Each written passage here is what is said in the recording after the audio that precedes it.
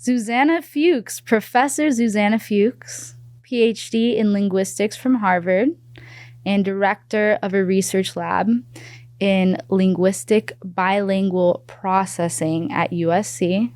Welcome to the podcast. Thank you. It's a pleasure to have you. Thanks for having me. Yeah, I'm so excited to nerd out with you today. You came through an amazing recommendation. Oh, boy. Through Emma. Emma, I was very fascinated with. I know she is one of the only females on a team of quantum computing experts innovating the future at Google. Hopefully Amazon. we'll...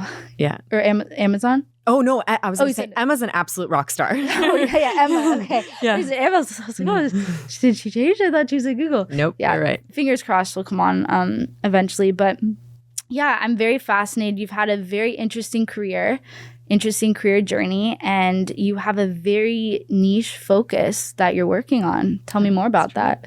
Yes. So I'm a linguist, and I work specifically in language processing. And like most researchers, I have like a teeny tiny little slice of the pie that I work on. My slice of the pie is bilinguals and bilingual language processing. How did you find that specific focus? Well, I was raised bilingual, and so there was always this kind of awareness that that's an interesting thing. And then in college, I found out you can actually study that's a science. And I think that was incredibly exciting to me that I could actually put together this intuition with scientific investigation. And what is your end game? Like, why study, bilingual sciences? What are you going to do with it? We're in an era where people are looking at the future of AI and questioning, should we even learn another language? Like, soon we may have, glasses or earpieces or technologies that will translate in real time. Like, what's the purpose?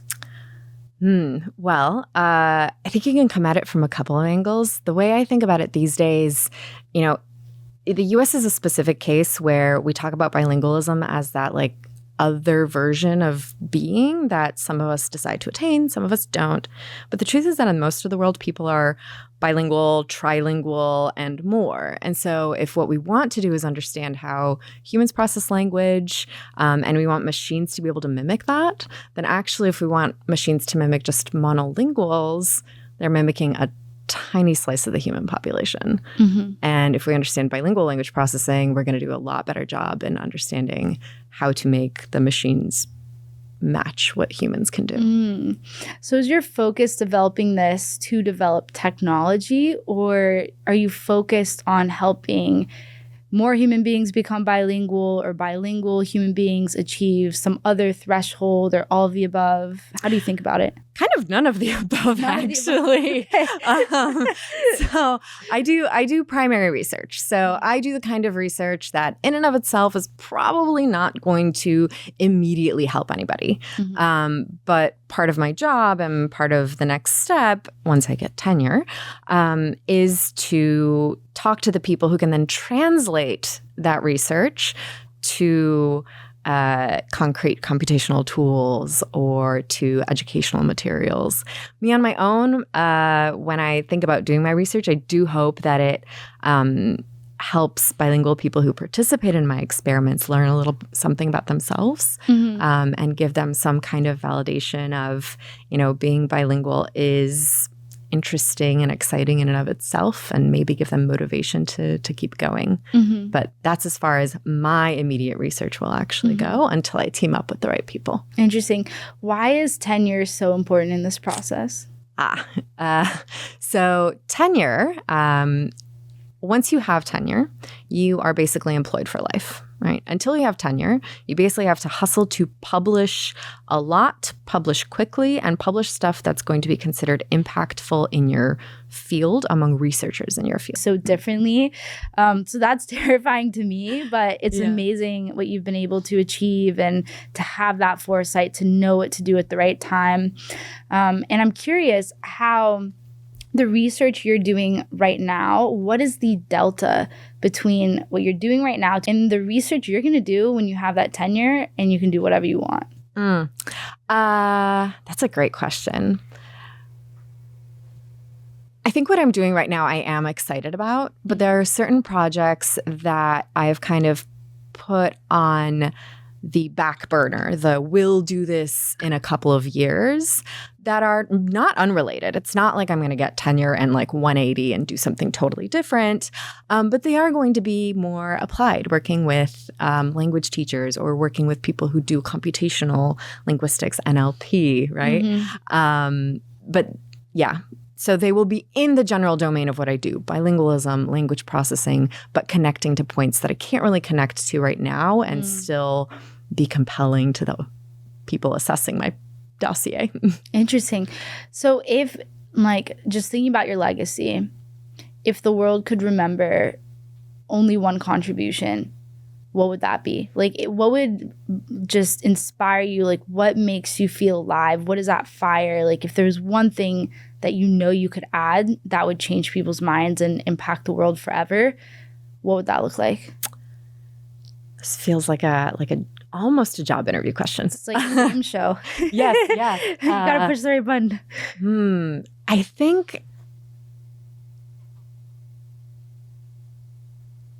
Wow. Okay. Let me figure out how to phrase this. If I get one legacy or one contribution. So there's a certain type of bilingual that some people are, like me, where you grow up speaking a language with your parents at home. And in adulthood, English is way easier, right? But you still have that knowledge of that language from home. And because of shifting demographics, because of immigration, there's so many people in the US that feel that way about their language. Their home language, what we call their heritage language, but often feel a lot of insecurity around that.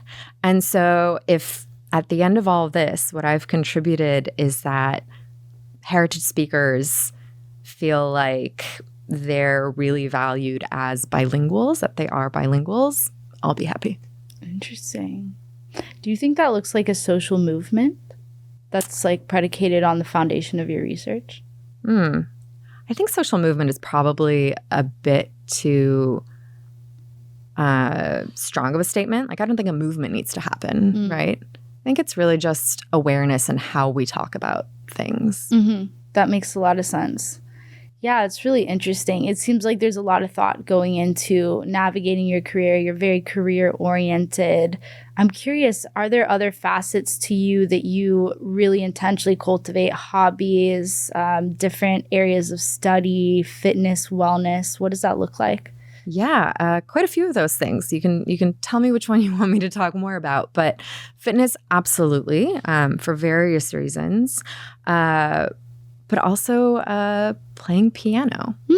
I started learning a musical instrument as an adult. Nice. 2020.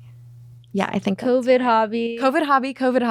But something I'd been dreaming about actually for years. And it wasn't until I started my tenure track job, my career got to a place where I had some extra time that I was like, I'm going to let myself do this. I'm going to give myself time to do it. Mental health, obviously. Cooking. I love cooking. What's your specialty? I don't know if I have a specialty. Excite my imagination. Lots of roasted vegetables with lots of cumin, coriander, and then yogurt-based sauces with some spices and some lemon. Little Indian flavors in the mix? Yeah. Little Mediterranean or like That's Moroccan? the right area. Yeah. Moroccan was the word I wasn't going to say, but yes. Yeah. Yes. Yeah. My mom, she went through a French phase when I was a child. She watched Julie and Julia and fell in love. And all of a sudden, there's beef bourguignon on the table. There's like all these different sauces. And oh my goodness, I was in heaven. Yeah, I'm jealous. I was in heaven. My guilty pleasure is just pastries. Because I can cook. I have now learned how to cook. In grad school, I learned how to cook. But I know I cannot make a pastry. I've even taken like pastry cooking classes. It's an insanely complex process. Shout out to anybody who can make pastries because I cannot. So I will fork over the $8 for a pastry in LA because I'm like, I can't do that. I will pay you. Like, that's absolutely. Awesome. $8 sounds like a deal in LA. Where are you getting these pastries? Yeah, I have my favorite spots in Santa Monica. I was gonna say, out here you spend like, $15 on some like water with lemon and maple syrup and it's like you're getting a pastry for $8. Like you got the I've also spent the $15 on the pastries. Yeah. Yeah. My favorite guilty pleasure. So fun fact, I quit eating cane sugar when I was 23. Oh, wow. Because I actually had addictive behaviors with it. I would always crave it and want like sweet drinks or desserts. And it reprogrammed my brain. It was amazing. But now that I've had so much space from it, I can every so often indulge in gourmet desserts. And my favorite vice that I only like to indulge in if I'm in Paris, French macarons. Yes. And there's nothing more that, okay, what feels like the ultimate guilty pleasure is like going to Pierre Hermé and just all the flavors, all the colors. It's just like, it's beautiful. And normally I would feel disgusted, like eating something blue or pink or orange, but like, reading it's blue like, is not meant to be eaten. Like it's just so beautiful. It's like art and the texture is perfect. And it's crazy. It's like $60 for 12 or it's something absurd, but it just feels like an indulgence that's worth it. Totally. Especially because there isn't that brand here in the States. But it's funny that you mentioned that because I actually just gave up desserts yesterday for a month. Wow. It was just, there was a week where I felt like I had a dessert every day of the week. There's always reason to, like somebody brought some into the department, whatever. And I had dessert every day for a week. And I was starting to wonder, I was like, am I having some kind of unhealthy tendency where I can't say no to the cookie that's, been offered or whatever? And simultaneously, an article came out. I was like, here are the ways that sugar affects your health. And I was like, all right, maybe I need to just kind of reset, step away for a month and then come back to it with like a little bit more balance. Absolutely. I had this realization at a time where I was working for Benefit Cosmetics, and there are always cookies in the office and sweets. And I was just like, I'd just code at my desk and nerd out and like, oh, cookie, munch, munch. Oh, a little cake, munch, munch. And then I realized that after a few weeks of this, I realized like I noticed this pattern in my life. Actually, the awareness came probably a month and a half into this kind of mindless sugar intake behavior cycle, where I noticed a lot of things in my reality were having a spike and a crash trajectory. And I noticed at work, like I would nap a lot in the pregnancy room. Yeah, that was like kind of my mischievous side. But I would like have my energy spike, get a bunch done, and then go nap in the pregnancy room and have that crash. And then I also noticed like in my dating life, like I'd have crushes, like I'd have a crush on someone and there'd be all this buildup and all this excitement and like, ooh, like something's gonna happen, like we're gonna like, date, or like there's gonna be that moment, that inflection point, and then boom, suddenly like they're gone, interested in someone else. Like the energy just fizzled out. Also too, with like some deals I was working on and like side projects, like all this buildup, and I got really curious. I'm like, why is this spike and crash energy in all these different areas of my life? And I realized that my body, my nervous system was on that cycle all the time. And it just made me interested, like if this is my vehicle for navigating life, and my vehicle, it's like if you're driving a car down a certain path every single day, then it makes sense that like your perspective would be reflective of that path you're driving it on. And I realized I saw that in all these areas. And I think quitting sugar and re-regulating my energy to where it was much more stable and where I don't need dependencies and my mood is stable, I noticed that stability naturally reflect through other areas of my life as well. That's great. Yeah, I can relate to some of the spikes and fall-offs for sure. I feel that at work a lot. So check back in a month to see how I'm feeling. I'm curious. One day down and like 30 to go, but I'm pretty optimistic. Oh, just wait till the withdrawals hit. Oh, really? Yeah. I once did this, my first 10-day silent meditation that I did. I spent the whole time fantasizing about desserts. I kid you not. It was horrible. I was like, what is wrong with me? Like, oh no. I feel like it's not clear how comfortable one gets with certain things until you're stripped of it and pressure cooked to like fully release that dependency in a heightened sense of time, like cold turkey. And then it's like, wow, like Yeah, for me, the hardest thing I think is going to be that. So I run a lab at USC, and we have these weekly meetings. And every week, by request of the students, every week, some student brings snacks, and they're almost always sweet. And many of them live in different parts of LA. So like yesterday, somebody bought Portos. And wow. I was like, wow, this is day one. And they're really, really testing me with all these like Portos goodies. And I was okay. But it's a weekly meeting. So, nice. Yeah. Good. You gotta have that mental toughness. Yes. That's awesome. So does fitness play a role in like helping you kind of make these lifestyle changes? Like I'd love to continually excavate like the way you round yourself out. Yeah. Fitness serves a couple of roles in my life, I think. One is mental health related. Another is just actually health related. There's some not great family history, I think, in terms of various health issues. My brother texted me like 6 months ago. He was like, hey, got my blood work, had elevated cholesterol. They said it's fine unless we have bad family history. So I think we're okay. And I was like, Adam, we have terrible family history of heart health.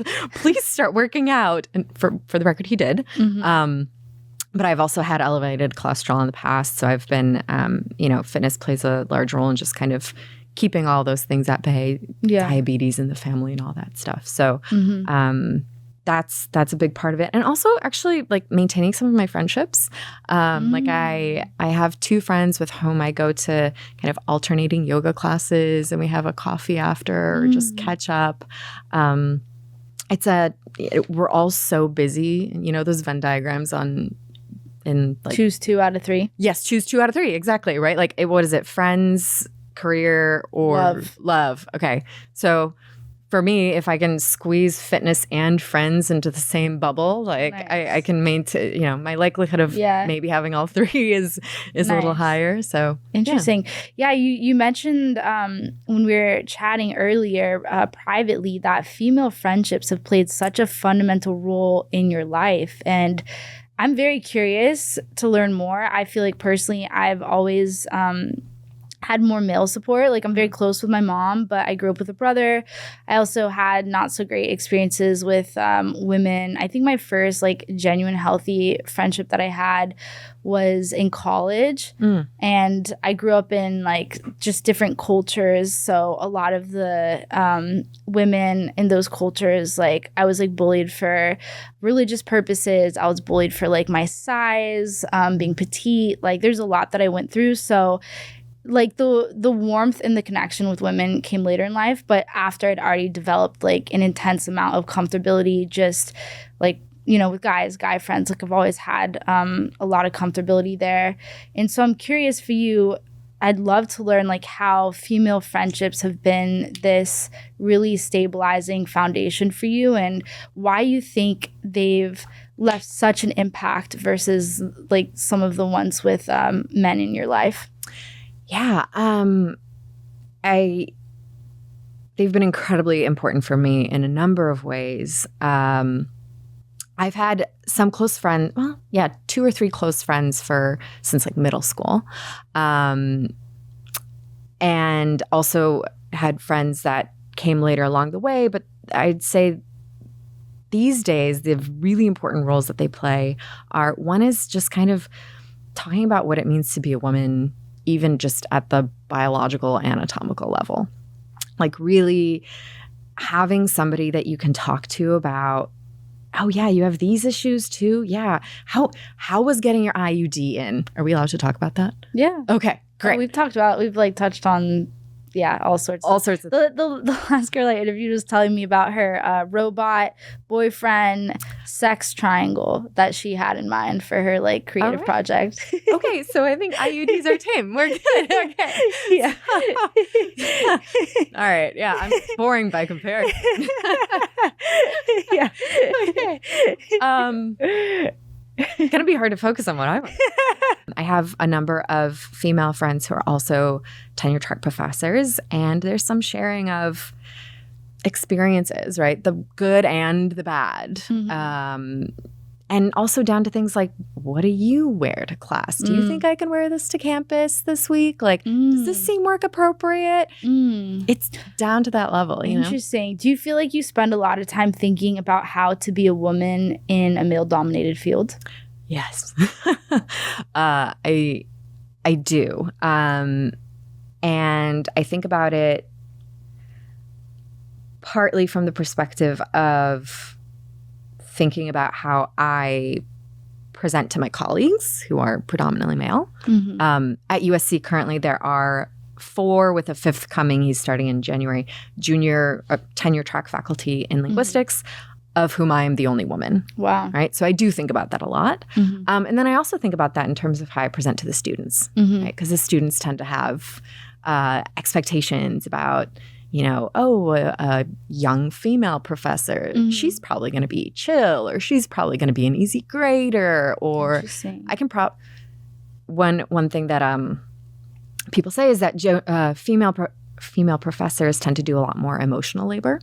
Like if I talk to my male colleagues, the number of students crying in their office this year that has happened is put together between the 3 of them is lower than it's been for me this semester as a woman.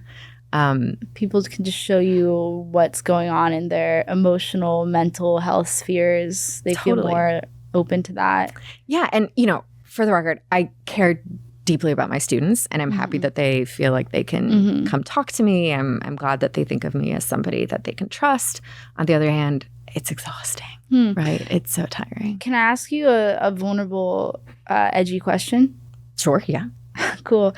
I'm curious if you've been the subject of anyone's fantasies. Oh God. I don't know. Well, okay. I had when I was an undergrad, I had a secret admirer. I was a TA as an undergrad. Nice. And I had I don't know if nice. Oh God, this was so awkward. I had an office. A shared office. And I got, this is so not fair. I got a letter slipped under my door addressed to me. It was a poem. It was a poem that was like kind of mortifying. Like, by the end of it, it was like, it was like, I've observed you. This is like 2012, 2013 we're talking. This is like a while ago. Yeah. And it's like ingrained in my memory. It was like, by the end of the poem was like, soon I will reveal my great work to you. And I was like, Jesus Christ, what the fuck? And then the person, nothing else happened. Like, a year later, 2 years later, 3 years later, I get a Facebook message from a guy who was a student in my class that year. I was his TA the year that he sent me this letter. And he messages me. He's like, hey, you were probably wondering who sent you that letter some years ago. It was me. And I was like, oh, okay, that's nice. And he was like, yeah, you know, I never followed up because I heard you were dating somebody. And I was like, okay, that's very nice. You know, I'm like still Facebook chatting this guy. Like, oh my God. And then the crazy thing is I was on vacation in Rome with my boyfriend at a bar. And I see somebody, I went to Columbia for undergrad. And my boyfriend at the time, different boyfriend now, but boyfriend at the time, we're having like a beer in Rome. And I see somebody wearing a Columbia shirt. And I'm like, what are the odds? Like, oh, hey, you know. And then I look and it's that guy. Oh my God. Like, I'm choosing to believe this was the craziest coincidence in the world because I don't particularly want to think about the alternative. But yes, that's now I'm kind of curious. Like, was the poem a cryptic message that implied maybe he would stalk you and show up in Rome a few years later just to watch you and your boyfriend from a distance?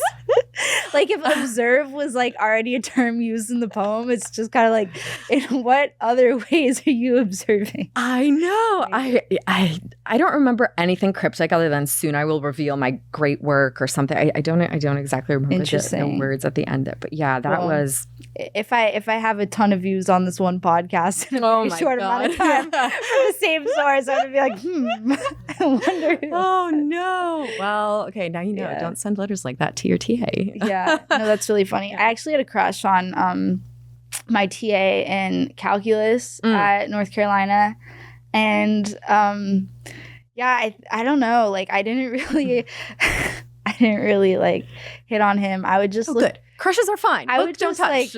I would just look hot in office hours and ask like very tame questions, and I was kind of learned a lot about calculus. Yeah, I was kind of shy.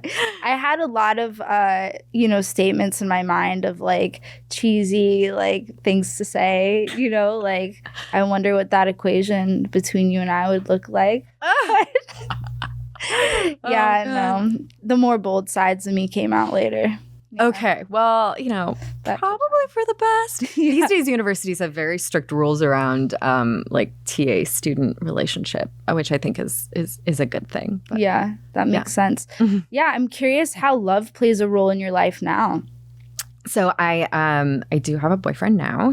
He's been my partner for almost 6 years, which is pretty crazy. You're in forever person territory. I know, which is pretty wild, especially once you like go through the pandemic with someone and a couple of moves and long distance. A few life crises, and that seals the deal. Definitely a few life crises, yes. So yeah, he and I live together here in LA.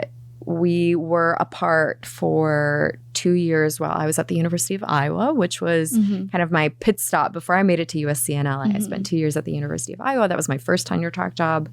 And he is so incredibly supportive. There are, we joke about the life crises, but I've had some crises, and I don't think that I would have made it through. I think I would have made it through a little bit less okay without him. Any hindsight's 2020 fun ones, or are they all like kind of in crises? Dark? Oh,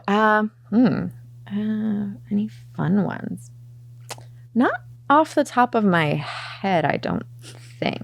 Well, like, any ones that you can look back on and be like, oh, that seemed like very intense then, but actually that was quite constructive now that I... Oh, are you talking about fights between the two of us? No, my own crises he's helped you through. I mean, being on the job market, okay, I think many of the crises that in retrospect I look back on, I'm like, okay, that was fine, are whenever I've had to make like what felt to me like really big decisions. Like, oh, this feels so high stakes right now. I'm going to piss people off no matter what I do. And he's always been really good at being like, prioritize yourself. I think you can give people a little bit more credit than you're currently giving them. Most reasonable people will understand that you're making a decision that's right for you, not trying to tell half of the people in your life, fuck off. Yeah. Right? And so that has been really helpful. It's really helped me sometimes make hard decisions. I'm not a person who likes to close doors, and whenever I have a big decision, it feels like I have to close one door. I can't keep both of them open. That's when I get the most stressed out, and so he's really helped me through that. Yeah. One of my favorite phrases that came to my attention this summer that one of my friends said that I was like, this is so good. The most successful people make the most mistakes. And that, like, letting that sink in and realizing actually, like a lot, like think about Donald Trump. He's like done crazy stuff in his career. He's a lot of haters. He's a lot of fans. Like, he's a very controversial figure, but he's made a lot of mistakes. And he's also like, had a lot of high stakes situations. He's also, had a lot of, successes, and everything is like relative, but arguably, he's definitely like, his story is like insane, and he makes mistakes constantly. Like he's constantly just like saying stuff and like, making people hate him and other people love him. Like, it's just fascinating. And when I realized, and I looked into the world and I looked at a lot of, the people positioned very high level in society, and I looked at a lot of the people who have had crazy deltas in their careers, I was like, actually, yeah, they've embraced the iterative process of chaos and change. And they've also allowed their nervous system to embrace that feedback loop of realizing they've failed or they've pissed this person off or they did this thing wrong over there. And like, they're okay with it. And the fact that they can metabolize it more efficiently allows them to be more effective. And that efficiency leads more towards success. Yeah. You know what this made me think of is, do you watch Seth Meyers at all? I don't. Okay. So Seth Meyers that does, he has, oh God, I'm going to butcher it. It's one of those like late night shows, super late night shows. I forget which one. But every once in a while he does this thing where he like does a review of his writers. And what he says is the writers write tons and tons and tons and tons of jokes, only for a few of them to be the ones that make it to screen. And a lot of what they write is actually just really bad, like actually really bad. And what he does then is he like reads out loud some of the really bad jokes that they submitted. And the reason I really like that is because so much of the time we just see the successful part of people, right? And we all have this intuition that like, yeah, you have to make a ton of mistakes to like get to the successful part, but we don't talk about it as much. Yeah. Right. And this is just this like weird part of social media that I've latched onto as like my reminder of like, you have to write a lot of really bad content before you get the content that's really good, right? Either because it's part of the process, it's part of kind of getting out the bad ideas, or because sometimes you just have to, I don't know, make a word count or make the assignment. And not everything you produce has to be the best thing ever, right? Sometimes you can produce something that's 75%. So true. I'm curious if there's been any female mentors in your journey that have helped you evolve rapidly.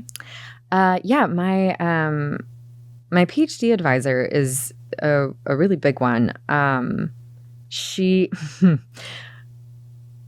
was the first person really in my life who like told me I wasn't good at something in a very constructive way.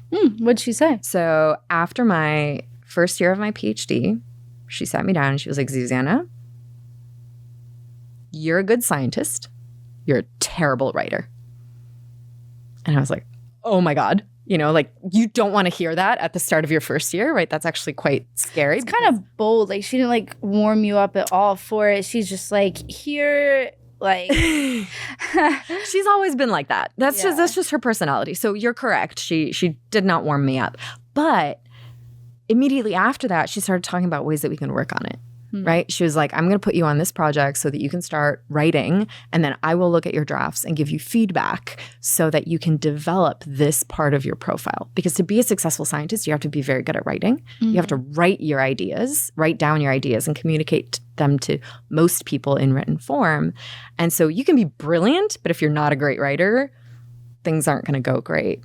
And so I really, really appreciate that she probably could have softened me up to it, right? She could have been like, I don't know, compliment sandwich or something, right? She did half of that. But she really did push me to develop very quickly and to not be afraid, honestly, to sometimes hear negative feedback. I think that's really big, right? Because I think most of us who are high achievers kind of through high school, college, et cetera, just aren't really used to seeing that kind of thing. Yeah. So I owe her a lot. That's interesting. Do you mentor young women? Like, how do you see your role playing out to help other women elevate to greater places of power within your niche and the world? Yeah. I have PhD students, which is like I advise PhD students, which I have to say is bizarre to me. Like I'm 33. I feel like I have barely any advice to give anybody, right? Are they like around your age? One of them, we haven't explicitly said how old each of us is, but I think she may be like 28 or 29. Nice. Certainly when I first started as a tenure track professor, I had students my age or older, which is weird, right? but yeah, I have PhD advisees who are female, and they, I help them make their way through academic decisions, but we also talk a lot about life decisions, right? You were saying earlier that, committing to doing something for 6 years and then another 6 years is horrifying, right? Yeah. And so I think an important part of what I do is to talk to them and say, does this make sense for you? Because if you decide it doesn't, that's also okay, right? Like this isn't for everybody. Recently, actually, we talked about the fact that they were really grateful that we had invited a particular speaker to campus who was not only a female professor, but also a female professor with kids. Because it just so happens that both I and one of my female colleagues in my department, who's senior faculty, we don't have children. And these students are trying to figure out if that's part of what they want to do or not, and how that affects their career. And so we had brought in this topic. Yeah, right. So we had invited this researcher to give a talk on her work, who's a fantastic researcher and also happens to be female and also happens to have kids. And the students were like, had the opportunity to have lunch with her, and they were like, that was really useful. It was really great to be able to talk to her because we can talk to you guys all the time, and she has a perspective that we needed. I think this is a fascinating subject. I've thought about it personally because I have looked at the landscape. Obviously, I'm in tech and finance, or I was in tech, now I'm in finance. But I looked at the landscape of high-performing women in my niches and evaluated, who are these women? Like, what are their traits? What are the patterns? Like, do they find love? Do they have kids? And I know so many women who prioritize their career that ended up just not like meeting the guy, phasing out of their fertility window. Some, have it all, but that's a much smaller, few. And then also too, just seeing some of the qualities in these women. Like, there are a lot of women who have the reputation of being very type A, very intense, very masculine in their leadership styles. And honestly, it kind of scared me. I was like, I am a woman that wants to have it all. I want to be successful in business. I want to impact the world. I want to be in love. I want to be sensual. I want to be feminine. I want to have kids. I want to have time and travel. Like, it's just so difficult. Like, back to that choose to. It's just so difficult. Like, you have to be really clever and very stealthy to architect the lifestyle where you can even, have like a few of the things on that list, And I think it's really interesting to explore because I think there's a lot of young women right now who are faced with, what do I do? Do I go make money with my intellect? Do I get on Instagram and become like Instagram model, or do OnlyFans and make like enough money over, a few short years, invest it, and then I have the rest of my life to do what I want and I can go do whatever I want from there. And I think that there's a lot of women who are actually intimidated by seeing the high performers and realizing the sacrifices they've made and not necessarily relating to elements of those female leaders. And then that alienates them from wanting to walk that path. So I'm curious what your thoughts are on that, and like what you think that antidote is to attract more women into these challenging places of like really contributing with their intellect, or, walking these paths where like maybe you do realize like it is kids or it is fully performing in this career. Yeah. This is a hard topic, right? It is. I think one of the things I personally struggle with, two things that I want to mention. First, I think going to grad school has delayed a lot of this thinking for me, right? Because grad school feels kind of like delaying adulthood, but then all of a sudden you're 28 and you're like, whoa, wait, hold on. I should think about this now, and I have kind of less time than everybody else, right? Because I just didn't think about it. I put it on pause until grad school is over. And so in some ways, I kind of feel like my window to think about it is shortened. I also, I really relate to this notion of kind of looking up, at least time-wise, and feeling like, the only models that we see that are like not role models. The only examples that we see really and social media are like one or the other, right? You're either super high powered, and if you watch a movie, probably that high powered woman just has nannies and never talks to her children, right? That's kind of like the archetype in one part of the social media sphere. And then on the other side, it's like, or you can stay home and choose to be a mom, and that's totally fine. And we're at a place in society where we also say like, that is another option, right? But I feel like we don't get to talk a lot about how exactly do we do the in-between option, right? Like how exactly do you make it work to do both of those things, right? To if you want to have kids and a career and connect with your kids. I have friends who are trying to do it now. And I think they are incredible. I am watching both as a supportive friend and also like, okay, what are they doing? Like taking notes. Like, what are the resources that they need? How much do they plan ahead? You know, how much money do they need? How much money do they need? Literally. Well, and then there's things that you actually just truly cannot predict, like postpartum depression.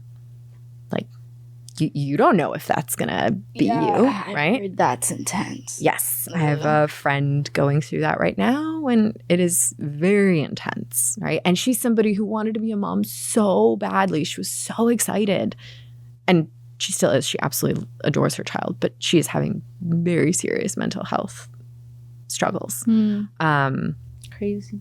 Yeah. So there's things you can plan for, and then there's things you can't plan for, which makes this whole thing even harder, right? You don't know how your body's going to react, how your chemistry is going to react. That's really interesting. Yeah, it sounds like kids is something that may be a possibility for you, but right now you're letting it simmer. Yeah. So tenure first, right? Yes, exactly. But then does that mean you have to freeze your eggs because you'll already be 35? So that's exactly, yes. Would so you do that is, sorry? Surrogacy? Probably not surrogacy, but I am planning on freezing my eggs. So I'll be doing that early next calendar year. So like January, February, March. In order to just give myself more time to figure out what it is that I want, right? So I said that grad school kind of feels like it shortened my window. I think by freezing my eggs, I can re-extend my window to some extent. Yeah, that makes a lot of sense. Yeah, I'm curious, what would some of the listeners be surprised to know about you? I have a year-long streak in Swahili on Duolingo. Hey. Very still like language nerd related. But yes, I've been doing it for a year. In 2013, I was at the Met Gala. Nice. Not as a attendant in full capacity, but in college, I told you I like to open more doors than close them. Nice. In college, I applied for and was part of what's called the college group at the Met. I don't know if it exists still. Long story short, I had intern status at the Met. They kind of rented me out to Vogue for the night to help with some of the logistics. And Vogue let us kind of hang out at the party for the last part of it, like at the Temple of Dendur. So that was, I peaked in 2013. That was it. I peaked. Tenure, I peaked at the Met Gala. I love that. I'm curious, which celebrity was your favorite? Oh my God, I stepped on Blake Lively's dress. She was She's like, excuse me? No, she was actually very nice about it. So points for that. I think for that reason she may have been my favorite. Nice. Also still like sisterhood. This is 2013, so like Gossip Girl era, right? So I was just like, oh my God, I can't believe I stepped on her dress. And also she was very, very gracious about it. I think she was one of my first girl crushes. And I used to like wonder, am I attracted to women? And like, it's funny, as I've gotten older, I realize like I'm way less bi than I thought I was. But Blake Lively and Savages, like it sparked that question in me. Like that movie, like seeing two like really attractive men of different kinds like fight over her and just like I was like, wow, like I'd fight over her too. Yeah. I would probably fight over Blake Lively. I always wanted to be more Serena van der Woodsen, but was definitely, if I think about it, I was definitely much more, and I'm blanking on her name. Did you watch Gossip Girl? I just know him as the blonde and the brunette. Okay, so I wanted to be the blonde. I was the brunette, if we think Leighton Meester's character, much more. But she just always had this like effortlessness about her. And I feel like if you want to talk about femininity, I never could like nail the like effortless thing, you know? That's just not, I aspired, but couldn't quite get it there. Do you view yourself more as kind of tomboy, down to earth vibes? How do you think about yourself in that way? Yeah, I don't know. I wouldn't say tomboy, but definitely more down to earth. When do you feel your femininity the most? That's a great question. Whatever that means to you. Yeah. Not boxing it into stereotypes, but whatever it means to you. Yeah. There are certain outfits. Okay, honestly, I think it's when I show off my cleavage. If I have to be really honest, I think it's like cleavage and waist. I'm like, oh, I'm feeling very feminine today. The other thing that makes me feel very feminine recently is reading romance novels. Have you been reading romance novels? This is like a thing that's happening right now. I feel like a lot of people are into them. I have in the past. Yeah. Okay. I have. So I feel like, again, high achiever context. I feel like I always thought of reading as a thing that you need to do for like intellectual purposes. And I really enjoy nonfiction. There's a lot of like literary work that I read that I really enjoy. But at some point, somebody handed me Fourth Wing. And I was like, oh, I can also read and have a ton of fun, right? And like really read about like women being women and sexual desire and all that stuff. And that just like unlocked something for me in terms of like, oh, this is a way that I can have a great time. It's something that I already do. I already like reading, but it has this like dimension to it that I hadn't really allowed myself to get into before. That's really interesting. I'm tempted to tell you a secret. Yeah, okay. So between you and I, I'm low-key very talented at writing erotic stories. Okay. Yeah. You have to tell, like, do you have like a plot line that you've actually written? I mean, plot line loosely construed here. It's more that, so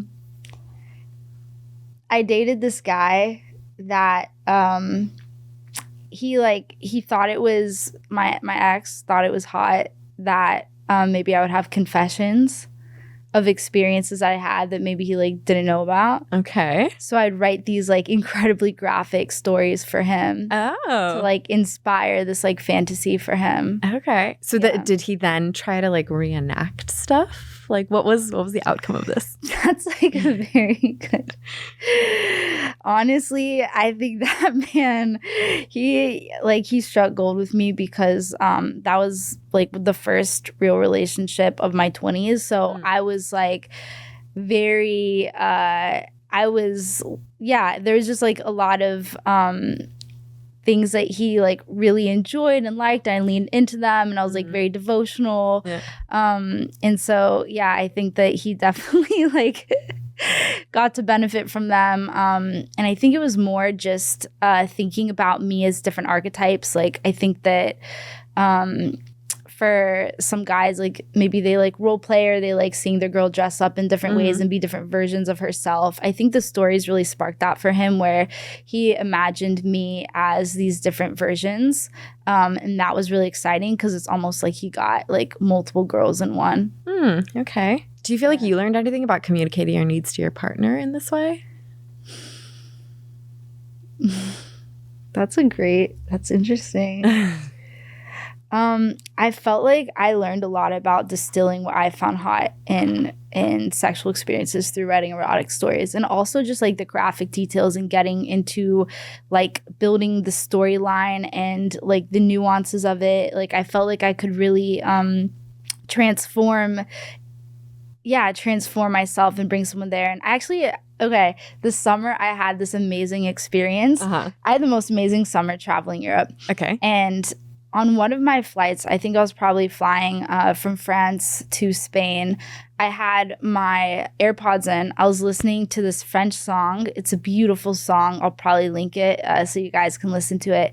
And I looped it, and I just wrote this full erotic story of being in this like gorgeous place with this view. It's like a hotel room where you're just like overlooking these like massive mountains, like maybe somewhere in Switzerland where like they're just these like pinnacle mountains, and the clouds kind of as I said in the story, like drift at their waist. And I painted just this full picture of like the contrast of like the fire and like it's snowing outside. And then at the end of the story, like I took through the full process, and at the end of the story there was this moment where the snow blew in through the open window and just like covered the floor in like a thin layer.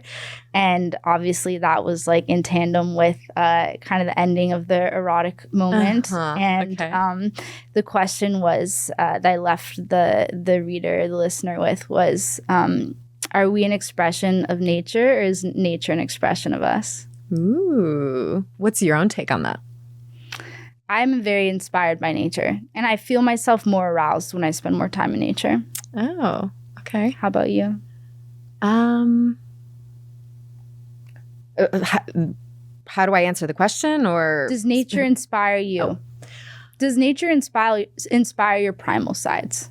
I don't know the answer to that question, actually. I think I'm only just starting to explore nature, to be honest, because I love traveling. I absolutely love, I know that's strange, but I love traveling. But I feel like for many, many years, my travel is always to cities. And only recently have I started doing the like see a city and then like go out into nature and spend time in nature. So I don't know about awakening anything primal in me, but definitely there's like a sense of awe at how much diversity there is in what nature can do that I'm only just scratching the surface of, like only getting a little sample. I can tell that there's like so much world out there, and I have some like bucket list places that I really want to go that are like nature.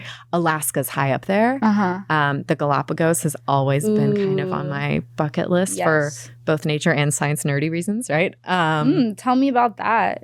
Oh, Darwin, right? I mean, the whole idea that that's where evolution was something that he came up with. The birthplace of evolution. That's right. Yeah. So that's like definitely high up on my list. This year I checked off safari, which was incredible.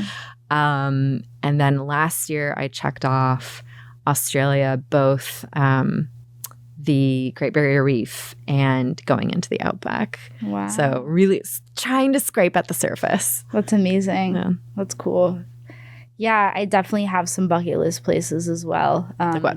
I'm always inspired. Like the beauty of nature is it's so helpful to me because like we're condensed in cities, we see so much development, and then to go out into this great expanse of land and realize we're just a speck. Obviously, we're growing and we're propagating throughout the earth, but there's so many undeveloped areas, and there's so much of this expanse that's still very pristine and very raw. And I think one of the most profound eras of my life was when I lived in Kauai. I lived in a glass house alone. Oh, wow. And the whole house overlooked this exquisite valley, river flowing through. And I just woke up every day with the sun. Fell asleep with the stars. Nice. I'd stargaze from bed. I'd be like cuddled up with my yoga bolster and all my pillows and just like literally just like looking out and seeing all the stars sparkling. And I learned so much in that era. Like I deeply respect what I learned from nature in that time.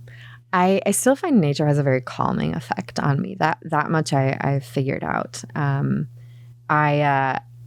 So one of my hobbies is rollerblading along the beach in Santa Monica. Like I get on the beach on my rollerblades and then you're welcome to, honestly. That sounds so fun. So nice. I have 2 pairs of blades or skates now because or like 1 pair of blades, 1 pair of skates so that people can come with me when they visit. Most people pick it up easily enough that they can go straight after like the first 5 minutes, which is all you need to do. And so yeah, it's so nice to do that because when you go north, what you're seeing is like the hills and Malibu and just more beach. The land kind of does this. And it has this like really, really calming effect on me. I especially like if I've had like a really stressful week, I particularly like doing it on Mondays. Mondays feel like this, like there's a lot of energy and stress and kind of tension for the week. And like Monday evening, if I go rollerblading and see the ocean and the gorgeous nature, even with the development on that nature, it's like, oh, right, okay, I'm here. It'll be fine. There's a big picture. The big picture is much bigger than I am, right? Like things will be okay. I love that. Yeah, I'm curious if you contemplate nerdy things during your skate sessions. What are some of the interesting nerdy thoughts that you've been having recently? Interesting. I mean, a lot of it is like ideas for my research, right?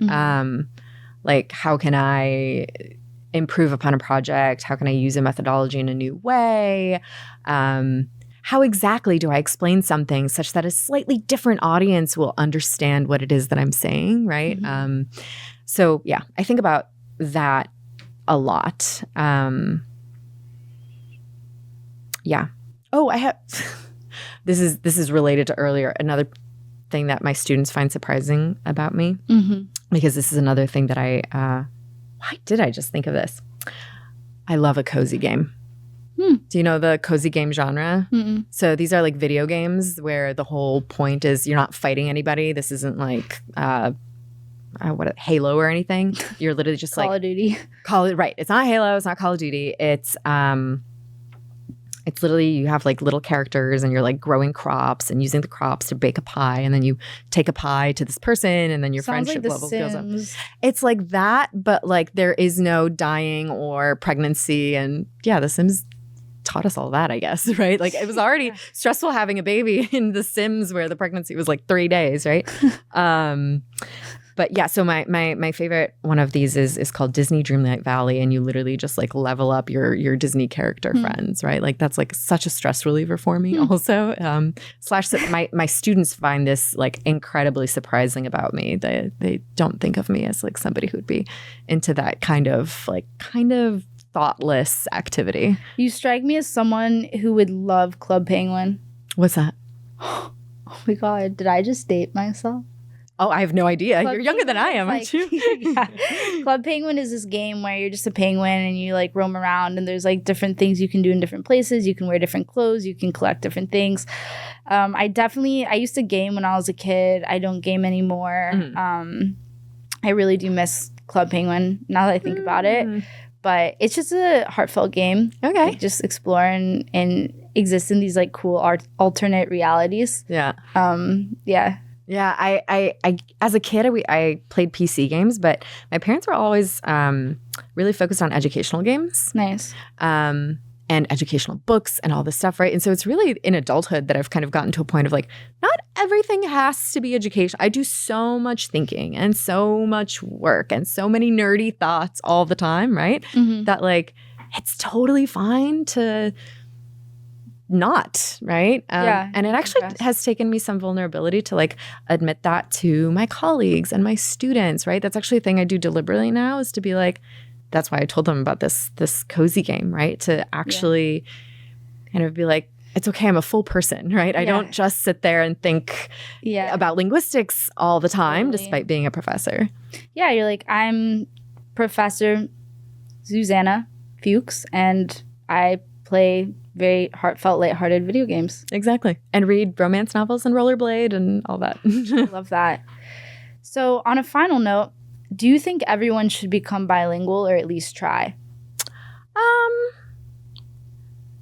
Honestly, I don't think it's necessarily right for everybody. It's also very challenging for some people, right? So we know that there's a lot of individual variation, is the technical term, in terms of people's ability to pick up another language, right? If they weren't immersed in it in childhood.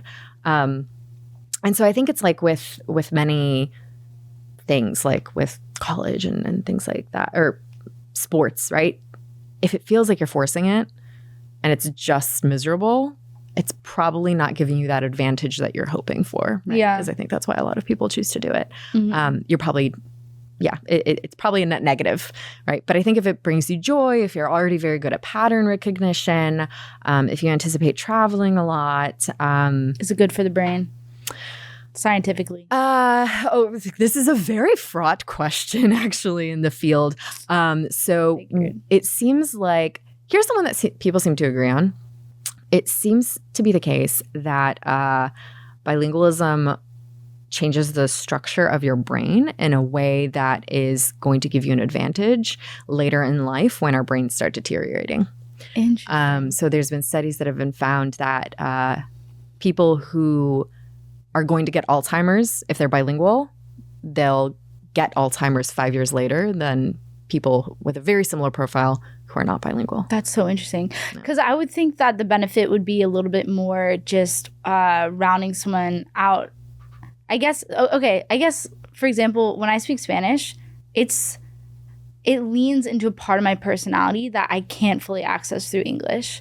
And then I've also experienced being spoken to in different languages is incredibly activating. I've learned different languages to be able to say very specific things in different languages. And it can just be such a huge catalyst at the right time in different ways. And I feel language is this tool to bridge communication. It's also this tool for self-discovery. Mm-hmm. And I've discovered a lot about myself through different languages. So it's interesting to hear that there's cognitive benefits, but I think there would also be mental health benefits as well. Interesting. I don't know if anybody's actually studied it from the perspective of mental health, to be perfectly honest. I bet. Right. So I think if you have that intuition and if you feel that, then that's absolutely great. And you should pursue that. Honestly, the science of bilingualism is a fairly young field. When you think of biology, physics, medicine, these fields go back hundreds, if not thousands of years. Lots of money flowing into them. Yes. Linguistics, already young enough.